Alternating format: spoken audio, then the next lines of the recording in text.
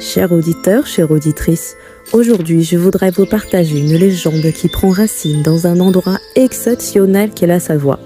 Si vous connaissez déjà la légende de la dent du chat, dites-le moi en commentaire et restez quand même pour la redécouvrir.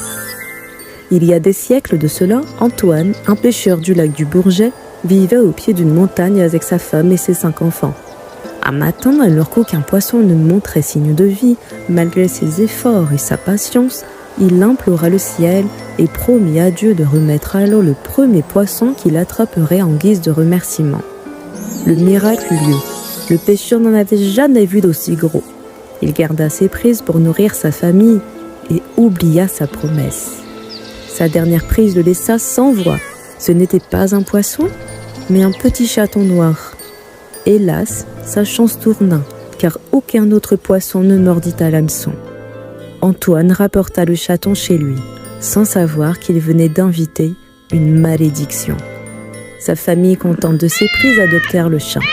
Malheureusement, le pêcheur n'attrapa plus jamais de poisson. Il décida de vendre sa barque et devint bûcheron. Le chaton grandit et grossit à une vitesse incroyable, mais son comportement devint rapidement agressif envers la famille.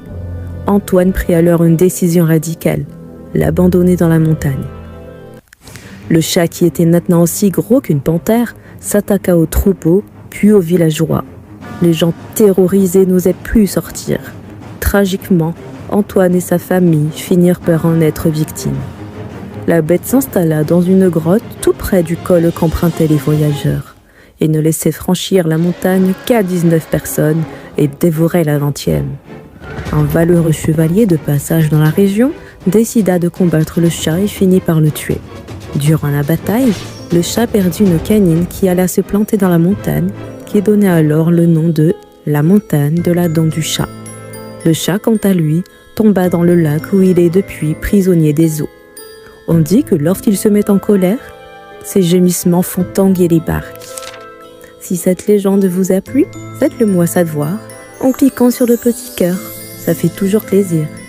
Prenez soin de vous. Lady Léaka.